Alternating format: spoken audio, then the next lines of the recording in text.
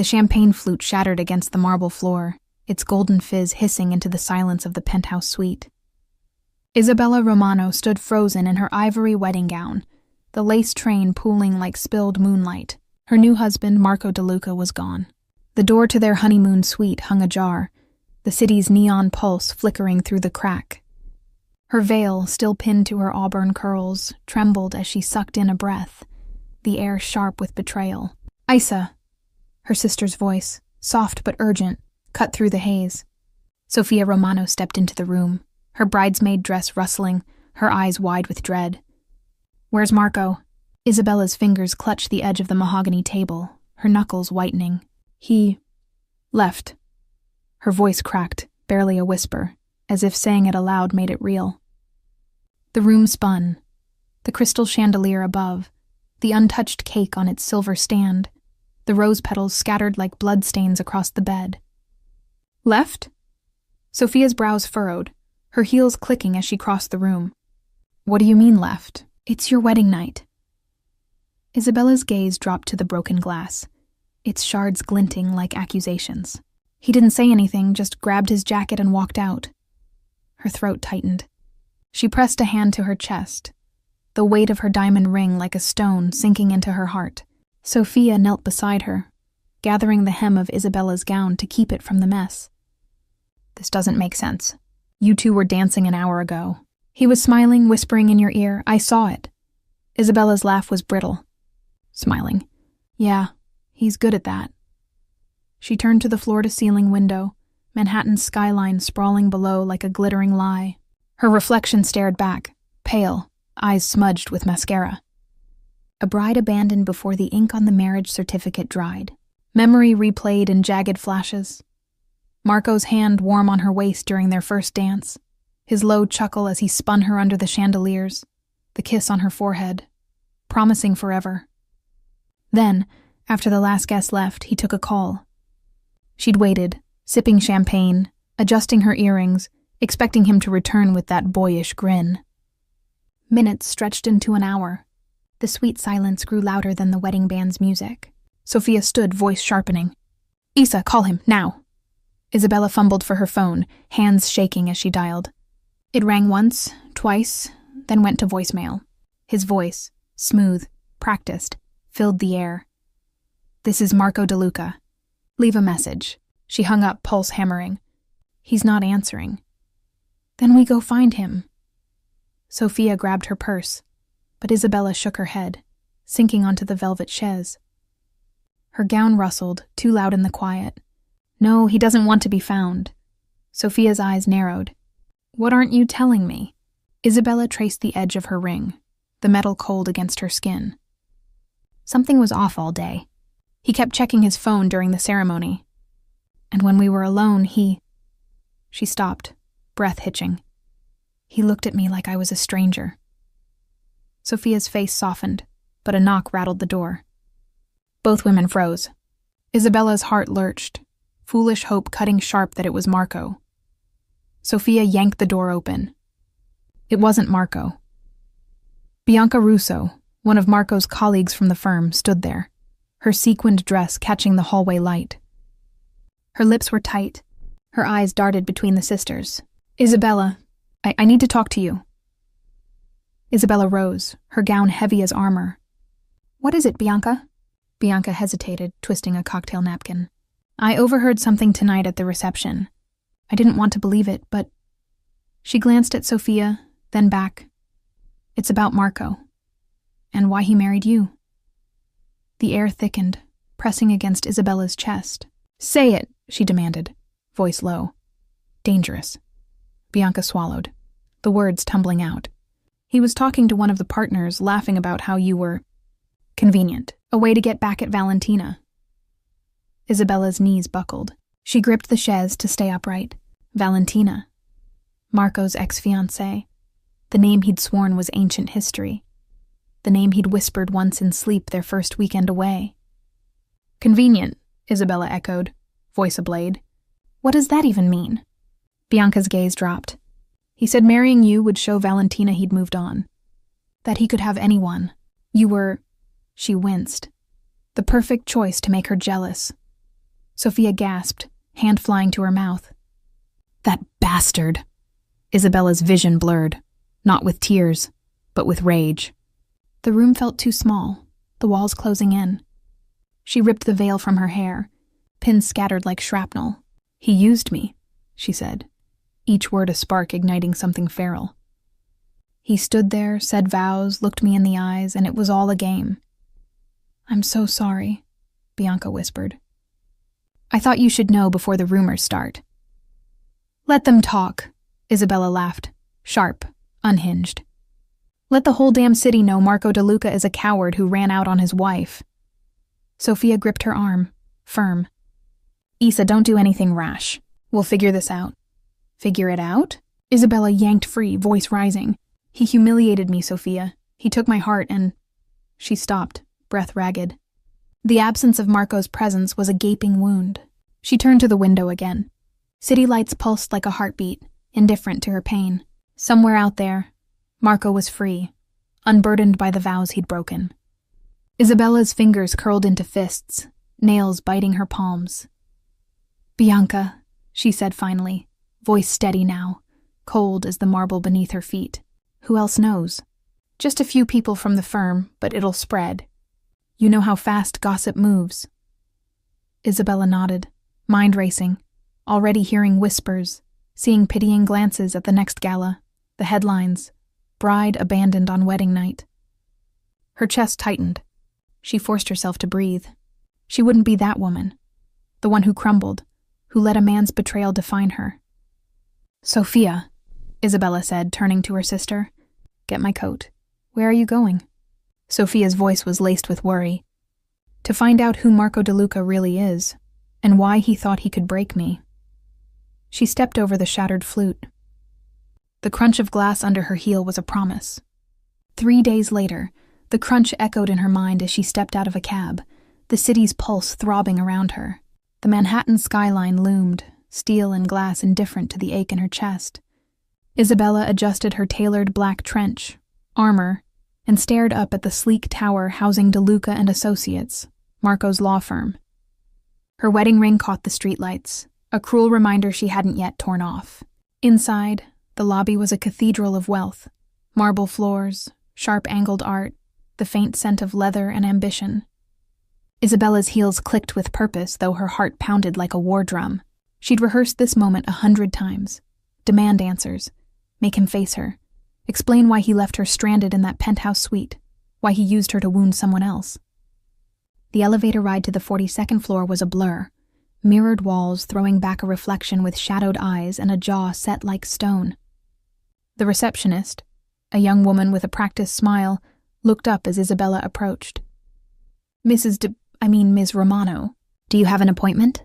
It's Ms. Romano. And no, I don't need one to see my husband. She strode past before protest could form, pulse spiking as she pushed through glass doors into the open-plan office. Heads turned. Associates in crisp suits paused mid-conversation, whispers trailing her like a wake. The gossip had spread, wildfire she couldn't outrun. Isabella lifted her chin, eyes scanning until they found Marco's corner office, glass walls offering no privacy. He was there, leaning back, phone to ear, laughing. The sound hit like a slap. She didn't knock. The door swung open with a soft whoosh. Marco's laughter died. He looked up, hazel eyes narrowing, phone still pressed to his ear. I'll call you back, he muttered, hanging up without breaking her gaze. Isabella, flat, no warmth, no guilt. He stood, smoothing his navy silk tie, the one she'd helped him pick. What are you doing here? Her throat tightened, but the words came. You left me on our wedding night. No note, no call, nothing. I deserve to know why. Marco sighed, heavy with irritation, leaning against his desk. This isn't the place, Isa. You're making a scene. A scene? Her voice rose, sharp enough to turn more heads beyond the glass. You humiliated me in front of everyone we know, and I'm making a scene. Tell me why, Marco. Tell me why you married me if it was all a lie. His jaw tightened. He crossed his arms. You want the truth? Fine, I never loved you. You were convenient. Valentina was sniffing around again, and I needed to show her I'd moved on. You fit the part. The words landed like a blade. She'd heard it from Bianca, but from him, cold voice, empty eyes, was a fresh wound. Fit the part, she echoed, trembling. I gave you everything. My trust, my heart, my future. Then you were naive, he snapped.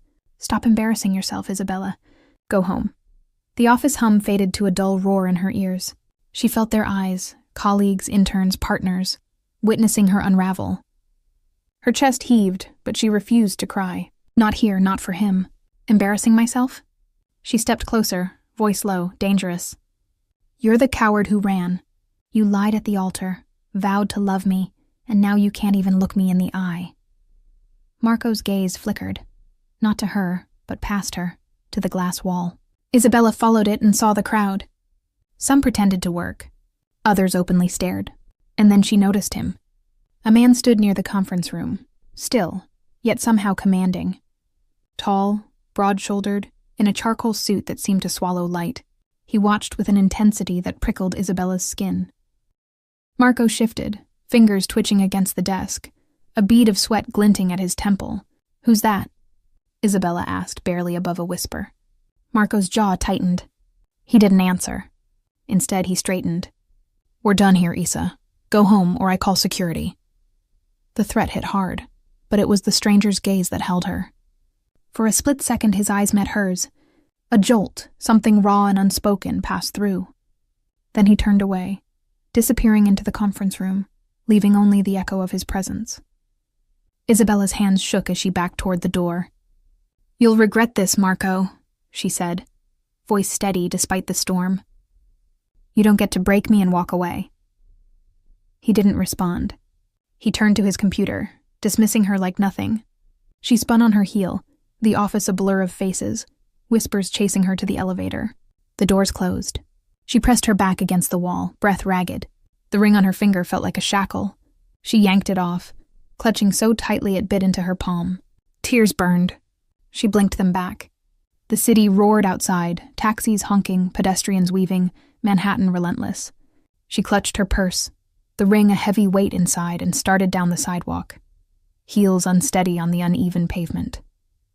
She didn't see him at first. The man from the office, Dante Moretti, though she didn't know his name yet, stood near a sleek black car, a driver holding the door.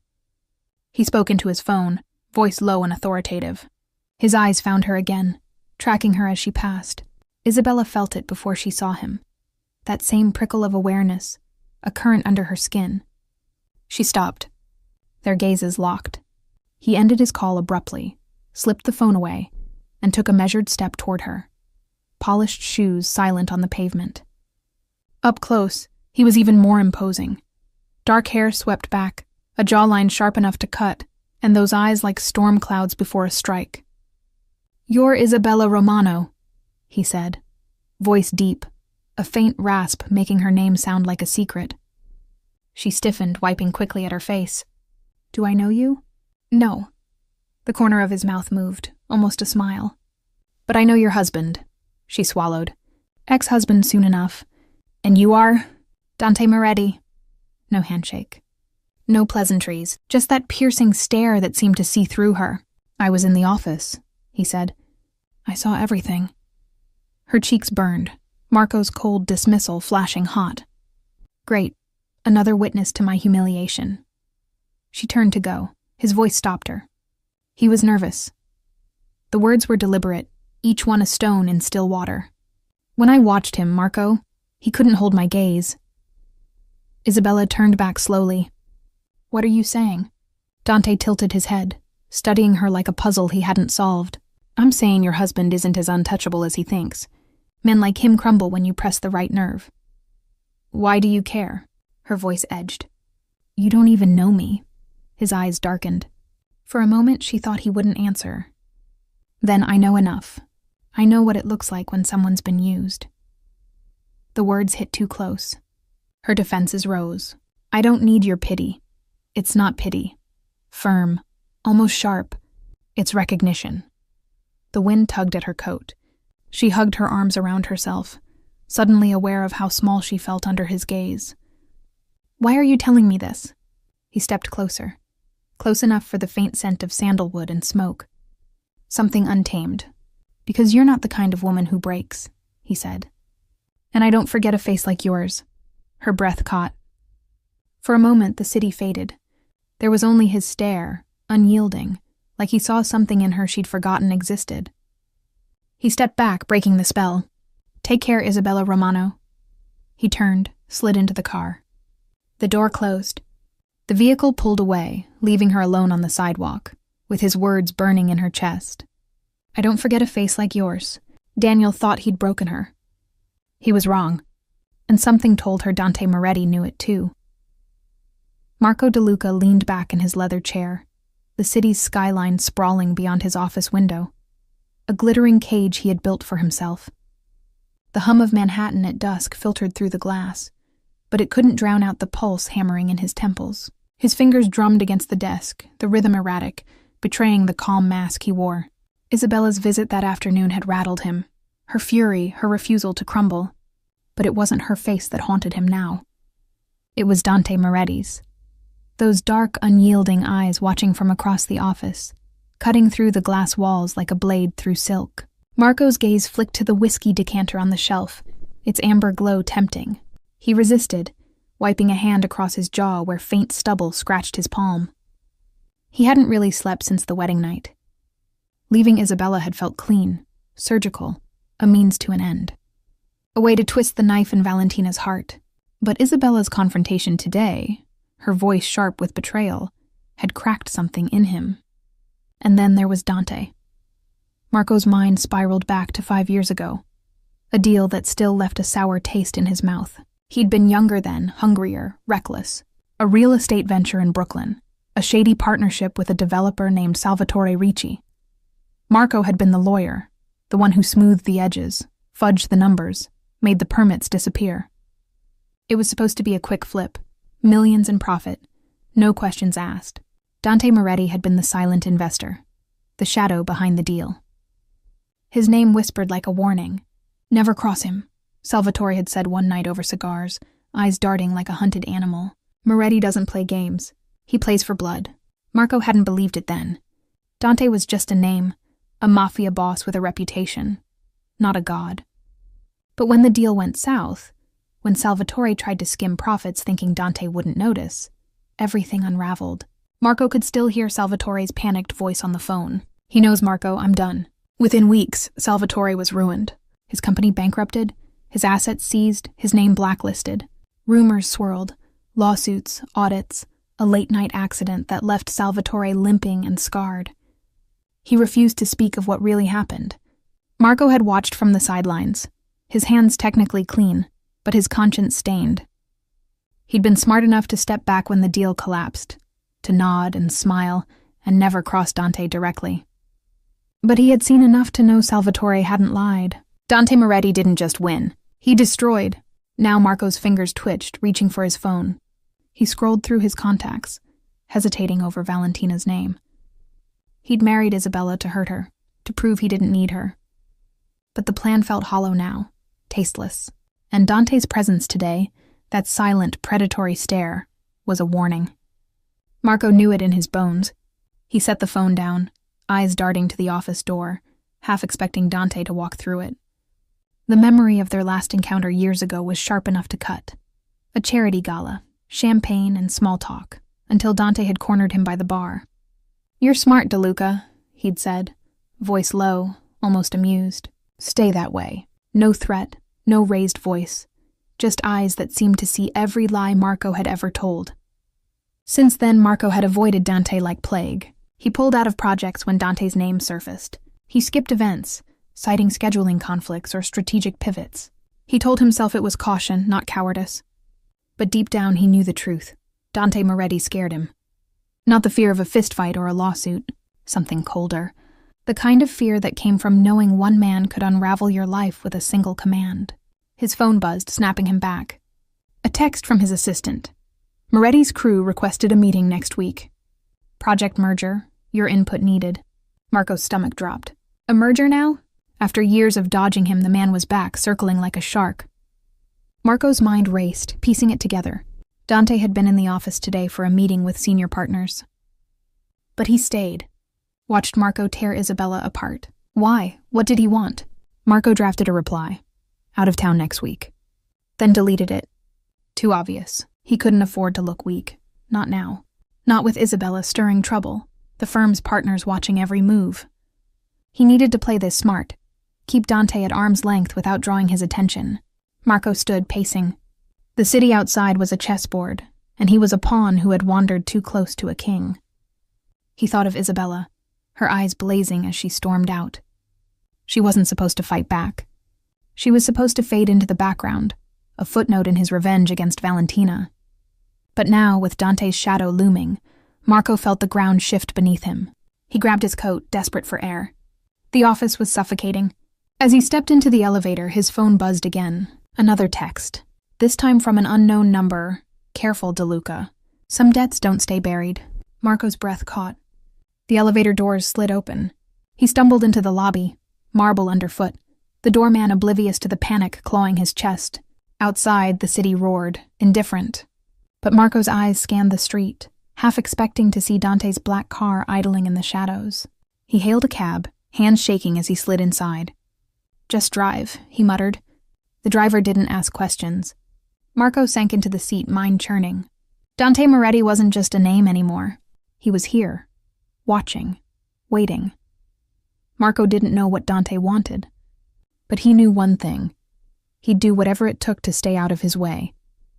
The cab's radio crackled, a love song Isabella used to hum. Marco closed his eyes. Her face flashed in his mind, not broken, not defeated, but burning with fire.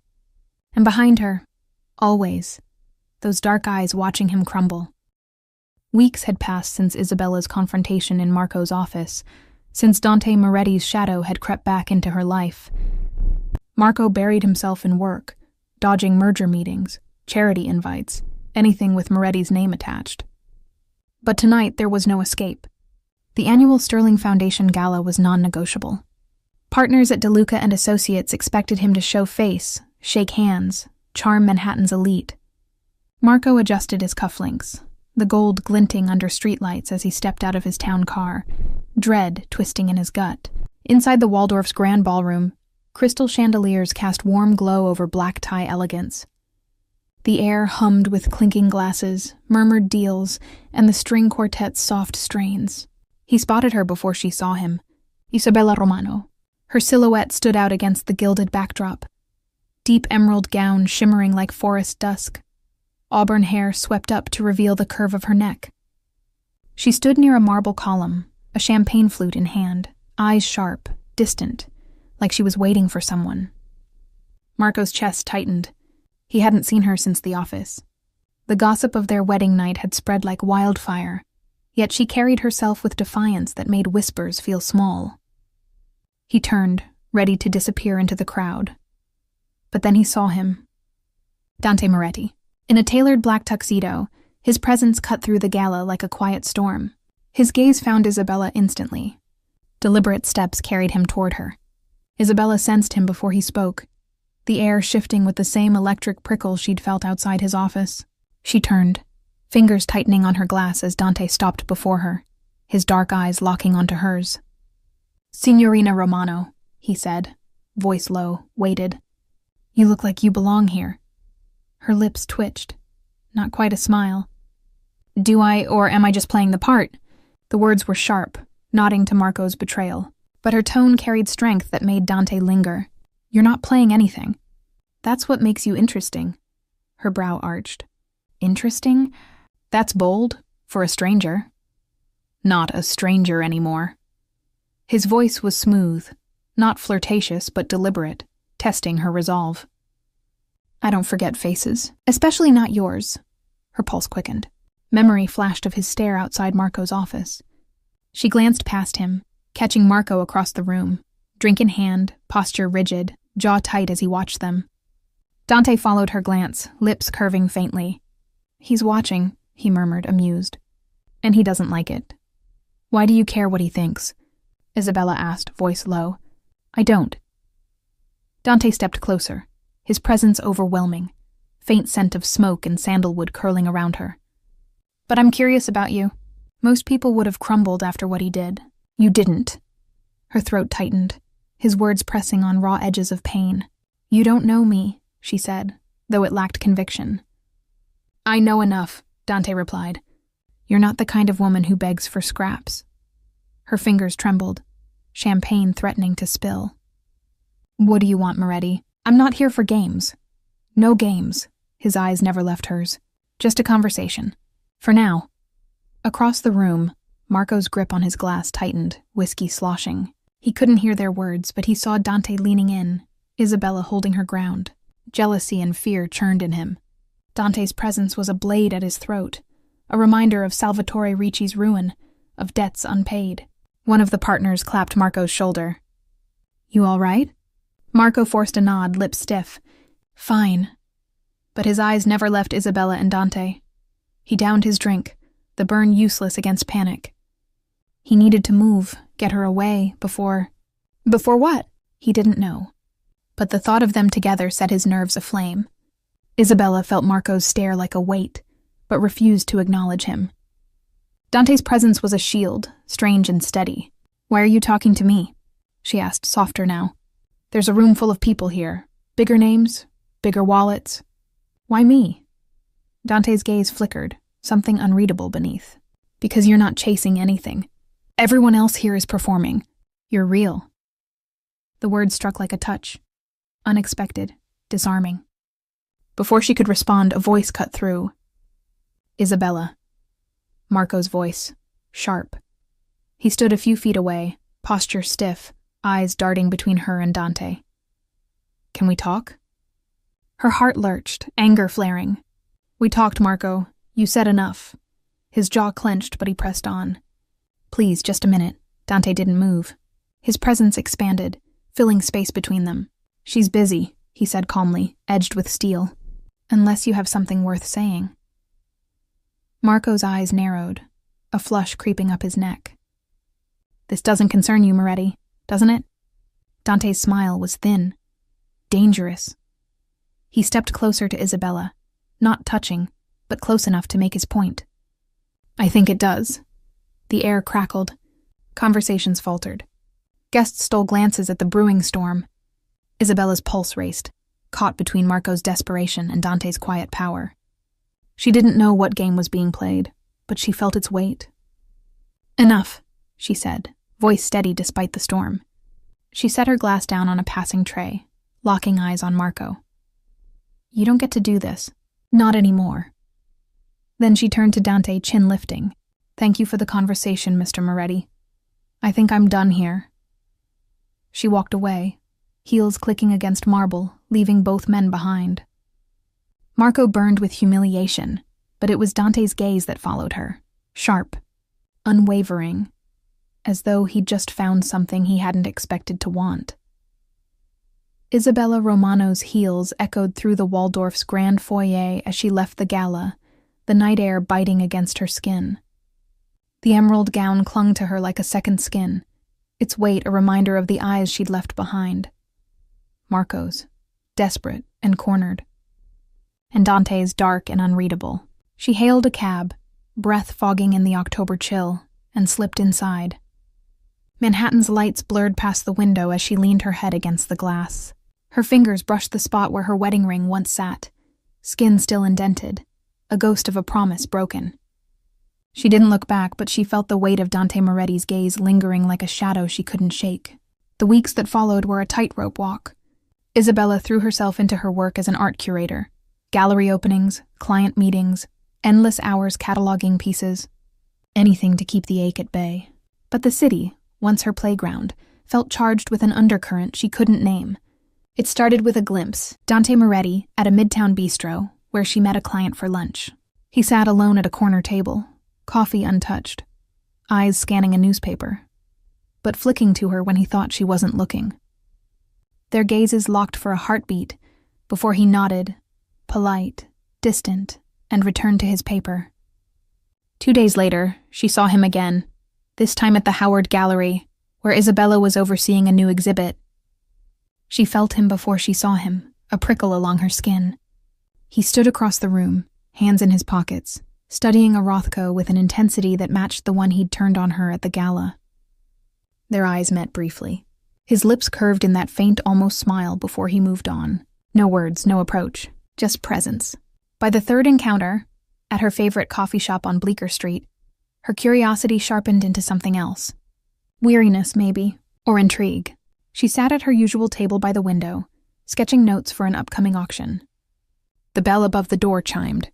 Dante walked in, his charcoal coat dusted with early snow, presence filling the small space like a storm rolling in. He ordered an espresso, voice low, and took a seat 2 tables away. His eyes didn't linger, but she felt them all the same, like a touch she couldn't see. Isabella sipped her latte, steam curling warm against her lips, and stole a glance. Dante's posture was relaxed, one hand resting on the table, the other flipping through a book. The Art of War, her lips twisted. Coincidence? Manhattan was big, but not that big. She tapped her pen against her notebook, rhythm matching her pulse. He wasn't flirting.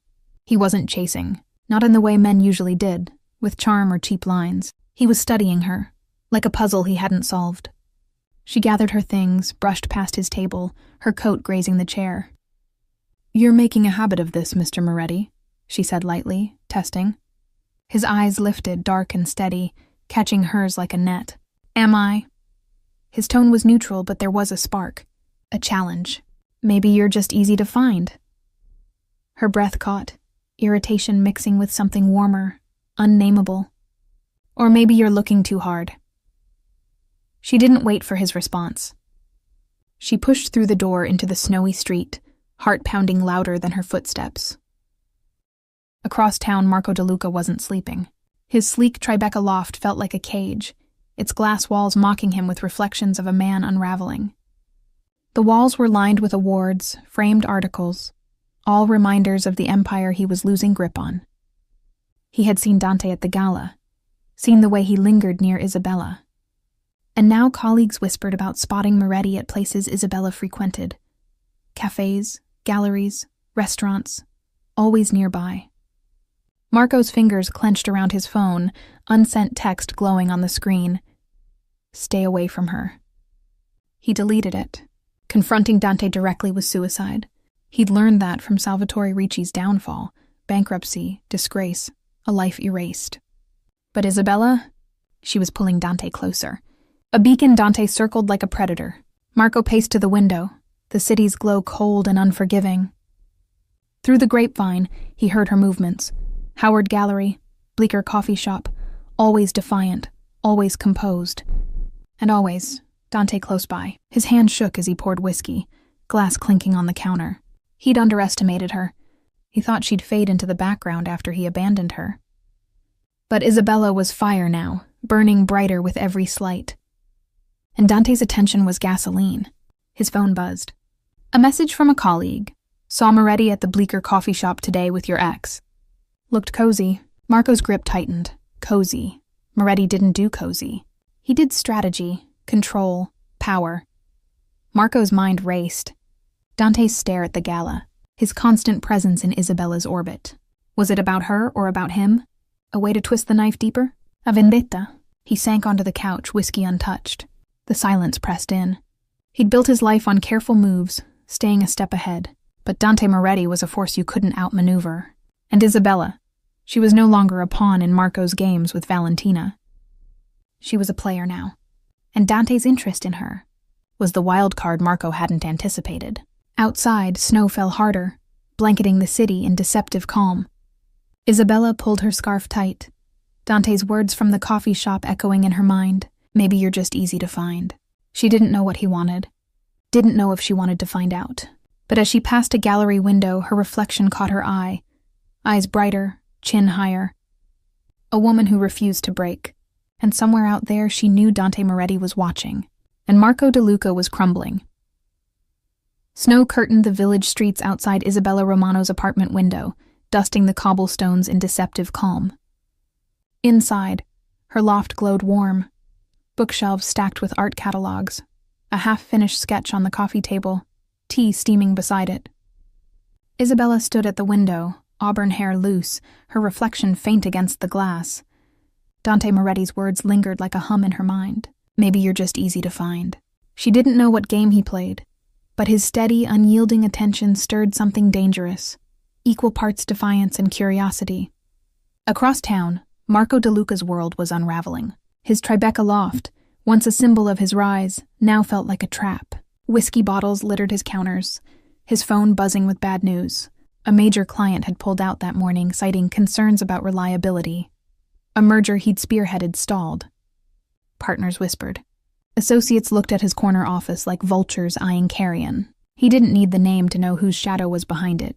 Dante Moretti's influence spread quiet but suffocating. Marco paced, sleeves rolled up, hair disheveled, city glow mocking him from the window.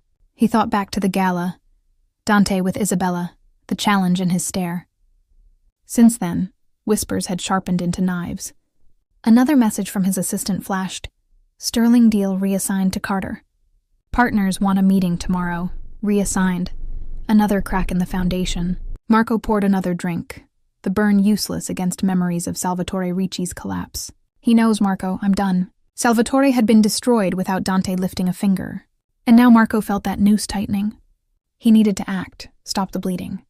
And that meant Isabella. She was the link. The spark drawing Dante closer.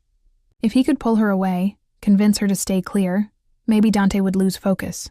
It was a long shot, but desperation left him no choice. Isabella was leaving her favorite bookstore on Hudson Street, a paper bag of art journals under her arm, when she saw him. Marco.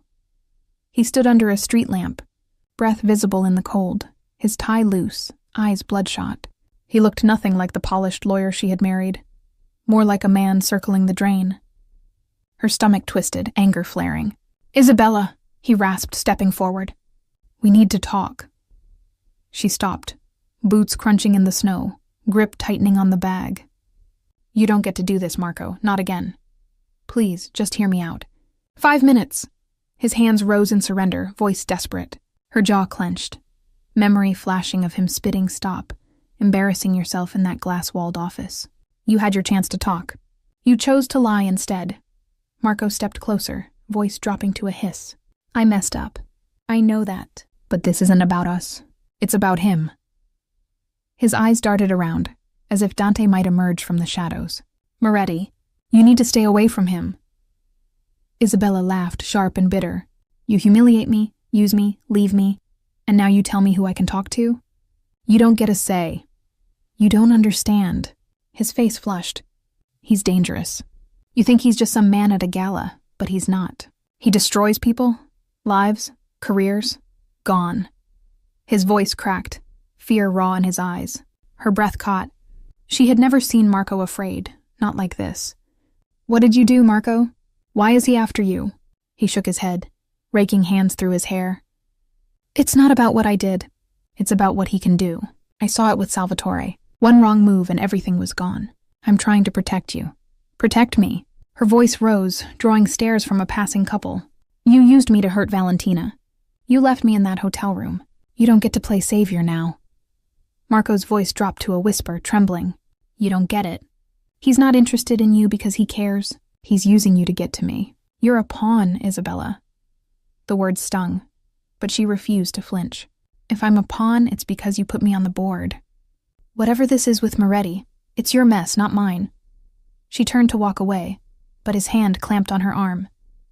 Please, he begged, grip tight. I'm losing everything, my job, my reputation, because of him. Don't make it worse. She yanked free, eyes blazing. You made it worse when you lied. When you left me. You don't get to beg now. Her voice cut cold. Stay away from me, Marco, or I'll make sure Dante knows exactly how scared you are. His face paled, the street lamp casting shadows across his features. For the first time, he looked small, diminished, a man unraveling. Isabella turned, boots crunching, storm in her chest. She didn't see the black car idling across the street, its tinted windows catching the city's glow. Inside, Dante Moretti watched, fingers drumming on the armrest, eyes following Isabella's retreating figure. A faint smile curved his lips. Not triumph, something closer to intrigue. Marco's fear was a thread he could pull. But Isabella? She was something else entirely. And Dante wasn't done watching. The snow had stopped falling, leaving Manhattan's streets slick and reflective under streetlights. Isabella Romano's breath clouded the air as she walked away from Marco. boots crunching against icy pavement, her heart a storm of anger and defiance. His words echoed in her mind. He's using you to get to me. But she shoved them away.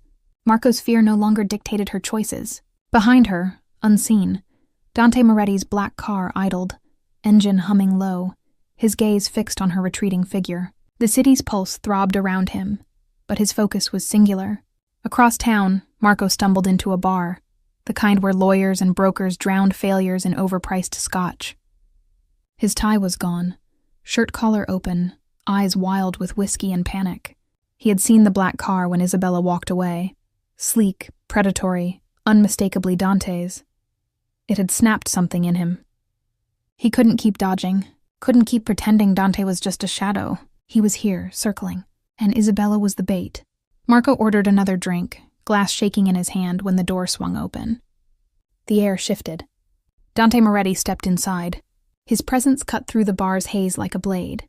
Charcoal coat unbuttoned, dark eyes scanning until they landed on Marco. Other patrons laughed, glasses clinked, oblivious. But Marco felt it, weight heavy as chains. Dante didn't approach right away. He ordered a bourbon, movements calm, deliberate, before crossing the room. "DeLuca," he said, voice low, rasp carrying like smoke. He didn't sit, just stood there, one hand in his pocket, the other holding the glass. Marco's jaw tightened. Fingers gripped his drink like a lifeline. "What do you want, Moretti?" Dante's lips curved, not a smile, more predator than man. "I was about to ask you the same. You seem unsettled." Marco shot to his feet, chair scraping hard against the floor. Heads turned. "Stay away from her," he snapped, voice loud enough to draw stares. "Isabella's not your pawn. Whatever you're planning, leave her out of it." The bar went quiet, but Dante didn't flinch. His gaze locked onto Marco's, unyielding. That faint curve of his lips sharpened. "Careful, DeLuca," he said, tone almost amused. "You're starting to sound desperate." Marco stepped closer, voice dropping to a hiss. "I know what you do. I saw what happened to Salvatore. You think you can ruin me? Use her to do it?" Dante tilted his head, studying him like a specimen under glass. "You give yourself too much credit," he said, voice soft but steel-edged. "This isn't about you." He set his glass on the bar, untouched, and turned to leave. His coat brushed the stool. "But since you're so concerned about Isabella, I'll keep that in mind." Marco's heart pounded, fists clenched, but he didn't move. The bar's noise resumed, yet the air stayed thin, charged with Dante's words. He watched as Dante walked out, the door swinging shut behind him. Then Marco collapsed back into his seat, fight draining out of him. He was losing his career, his control, his grip on everything he'd built. And Dante's smile had been a promise. It wasn't over. Outside, Isabella stood under the awning of a nearby gallery, steadying her breath as she checked her phone. She had felt Marco's desperation earlier, his fear, but it hadn't softened her. She was done being his collateral. The gallery's light spilled onto the sidewalk. She turned to leave and froze. Dante was approaching, his silhouette sharp against the city's glow. Her pulse quickened, that prickle on her skin unmistakable. "Signorina Romano," he said, stopping a few feet away. His voice carried warmth she hadn't heard before. "You're hard to miss, even in a snowstorm." She crossed her arms, scarf loose around her neck. "And you're hard to avoid, Mr. Moretti. What is this about?" He stepped closer, closing the space between them, his eyes searching hers. "I saw you with DeLuca. He's scared, more than he should be." Isabella's lips parted, but she held her ground. "That's his problem, not mine."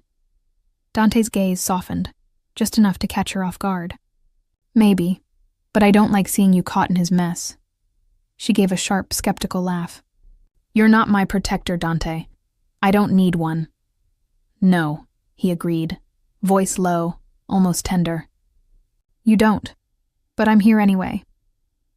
The words hung heavy, threaded with meaning she didn't fully understand. Her breath caught, anger at Marco fading under the weight of Dante's presence. He didn't touch her, didn't push, but his closeness pulled at her, undeniable. "Come with me," he said, offering his arm. His tone left no room for doubt. She hesitated, then took it. Her fingers brushed wool of his coat, and they walked in silence. The city noise faded to a hum until they reached his car. The driver opened the door. Isabella slid inside. Dante followed. His penthouse rose over the city, floor-to-ceiling windows spilling constellations of light. Isabella stood by the glass, her coat draped over a chair, emerald dress glowing in the soft lamplight. Dante poured 2 glasses of wine, handing her one. His fingers brushed hers, deliberate, electric. "Why me?" she asked, voice soft but steady, eyes locked on his. "Why all of this?" He set his glass down, stepping closer. His gaze was intense, but not predatory, raw, unguarded. "Because you're not afraid," he said. "Not of him, not of me. I've watched you, Isabella. You burn brighter than anyone in this city." Her heart raced, his words unraveling defenses she thought unbreakable. His hand grazed her cheek, thumb tracing her jaw. She didn't pull away. The kiss came slow, deliberate, tender and needful all at once. His hand slid to her waist, drawing her closer. She responded, fingers tangling in his hair, world narrowing to heat and touch. They moved to the bedroom, city lights fading behind. Every touch, every breath was revelation. His hands mapped her skin, sure, careful, hungry. Her pulse thrummed. For the first time, she saw the depth of his obsession. Not curiosity, something deeper. A hunger mirroring her own. As they lay together, the city silent below, Isabella felt her pain lift. Replaced by something dangerous, but hers to claim. The city's pulse thrummed faintly beyond Dante Moretti's penthouse windows, a constellation of lights flickering like distant fire. Isabella Romano lay in the expanse of his bed, silk sheets cool against her skin, auburn hair spilling across the pillow like embers. Dante's arm rested lightly over her waist, his breath steady in sleep, but Isabella's eyes stayed open, tracing the ceiling's shadows. The night had been a revelation. His touch tender yet fierce, a slow unraveling of walls she had built since Marco's betrayal. And yet, in the stillness, questions crept in. Who was Dante Moretti really? And what did it mean to be seen by him? She slipped carefully from the bed, padding to the window in her silk slip. Manhattan sprawled below, glittering and indifferent. Her reflection stared back, eyes bright, lips flushed, but a flicker of unease in her expression. Dante's pursuit felt like a tide pulling her in, powerful and consuming. But beneath its pull, she sensed the undercurrent, danger. Downstairs, her emerald dress hung over a chair, her coat folded neatly. She dressed quietly, fingers lingering on the fabric where his hands had been. She didn't leave, not yet. But she needed air, needed space to think. The elevator ride down was silent, her thoughts tangled between desire and doubt. When she stepped onto the street, the early morning chill bit into her skin, grounding her. Over the next week, Dante's presence became constant, not overwhelming but undeniable. At her favorite bookstore on Hudson, he lingered by the history section, a faint smile curving when their eyes met. He asked her opinion on a biography she'd never read. At the Bleecker Cafe, he sat a table away, reading quietly, gaze flicking up when she laughed with the barista. At the Met Sculpture Garden, he stood near a marble statue, silent but steady, until she found herself crossing the gravel just to speak. "You're everywhere," Isabella said one afternoon, her voice light but testing, as they stood beneath a Rodin sculpture. Her scarf fluttered in the breeze, eyes narrowing on him. Dante's lips curved into that almost smile she was learning to recognize. "Am I?" He stepped closer, his coat brushing her arm, voice low. "Or are you just noticing me now?" Her pulse quickened, but she didn't look away. "Don't play games, Dante. If you're here for a reason, say it." His eyes darkened, unreadable, yet there was a softness beneath the steel.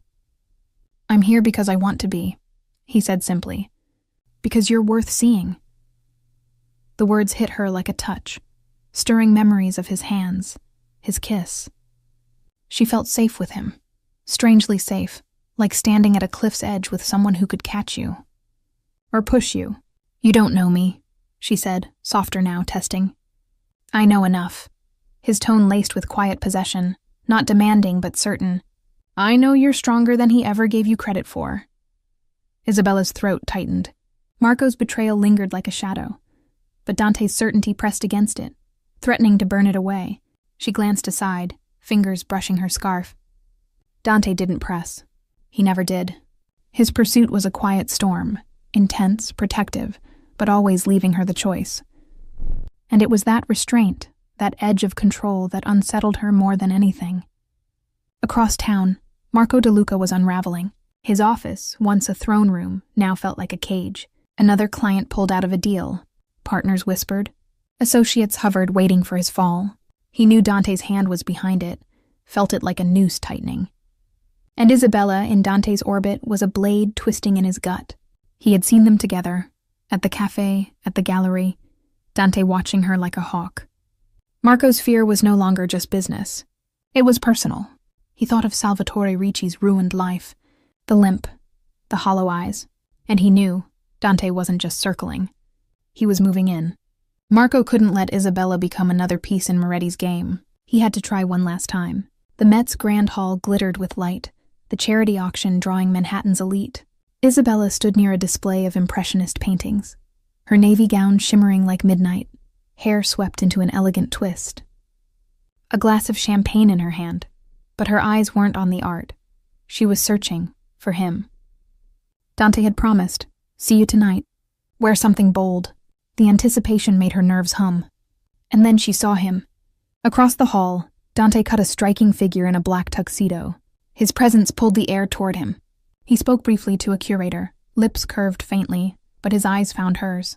Locked on, intense enough to steal her breath, she started toward him, heels clicking across marble, when a hand grazed her arm. "Isabella," Marco's voice low, urgent. His face pale under chandeliers, tie askew, eyes darting like prey. Her jaw tightened. "I told you to stay away, Marco. I meant it." "We need to talk," he hissed, desperation seeping through. "You don't understand what you're walking into. Moretti, he's not what you think. He's using you to get to me, to finish what he started years ago. Please, Isabella. Walk away," she laughed, sharp, cutting. "You don't get to warn me about anyone. You lost that right when you left me on our wedding night." Marco flinched, guilt twisting into panic. "I'm trying to protect you. He's dangerous. You don't know what he's capable of." Before Isabella could answer, a shadow fell between them. Dante Moretti, his presence a quiet storm, eyes fixed on Marco with a predator's smile. "DeLuca," he said smoothly, voice edged with steel. "You're interrupting." Marco's shoulders stiffened, but he didn't back down. "Stay away from her, Moretti. This is between me and Isabella." Dante's smile didn't waver, but his eyes darkened, a silent warning. "She's not yours anymore. She never was, and now, she's mine." The words cut like a blade. The air crackled. Guests glanced over, whispers faltering. Isabella's heart pounded. Not from fear, but from the weight of Dante's claim. Possessive, yes, but protective. Final. Marco's face drained of color, his hands clenched. But he said nothing. Dante turned to Isabella, offering his arm, gaze softening as it met hers. "Shall we?" he asked, voice low, intimate, as if Marco no longer existed. She placed her hand on his arm. Fingers steady, though her chest thundered. Together, they walked away, leaving Marco frozen amid the murmurs of the crowd. The auction glittered around her, but Isabella felt only Dante. His warmth, his certainty, the dangerous edge she was beginning to crave. Later, in his penthouse, they stood by the windows, the city sprawling below. His hands framed her face, his kiss slow, deep, more than possession. A promise, and Isabella realized, as his lips moved against hers, that she had gone from the ashes of her wedding night to standing beside the man Marco feared most, and for the first time, she wasn't afraid. "You said..." The city stretched endlessly beneath the penthouse windows, its glow flickering like embers against the glass. Isabella Romano leaned into Dante Moretti's chest, his arm heavy around her shoulders, the steady rhythm of his heartbeat grounding her in a way nothing else had. But when sleep finally claimed her, it was restless. She slipped from his embrace in the early dawn, padding barefoot across marble floors. Her reflection stared back from the window, eyes bright but shadowed, lips still swollen from his kiss. She pressed a hand against the glass. The skyline was beautiful, But it was also a maze of ambition, secrets, and danger, and she was standing at its center now, beside a man who inspired as much fear as he did desire. Who was Dante Moretti, really? And what did it mean to belong to him? Over the next days, his presence became inescapable, not suffocating, but deliberate, calculated. At her bookstore, he appeared in the history aisle, pretending to browse while watching her. At the cafe, he sat close enough to feel present, distant enough to give her room. At the Met Garden, his gaze tracked her every move, his silence louder than words. "You're everywhere," Isabella told him one afternoon, standing beneath a Rodin sculpture, scarf fluttering in the breeze. "Am I?" His lips curved faintly, that dangerous almost smile. "Or are you just noticing me now?" She narrowed her eyes. "Don't play games. If you're here for a reason, say it." Dante's eyes softened briefly, an intensity that disarmed her.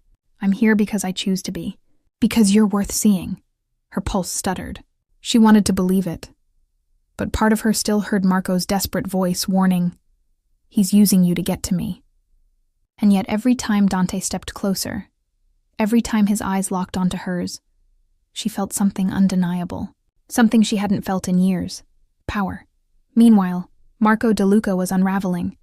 His office no longer commanded respect. It smelled of fear. Another client gone, another partner questioning his judgment. His empire, once untouchable, was collapsing under Dante's shadow. He had built his career on careful manipulation, always one step ahead.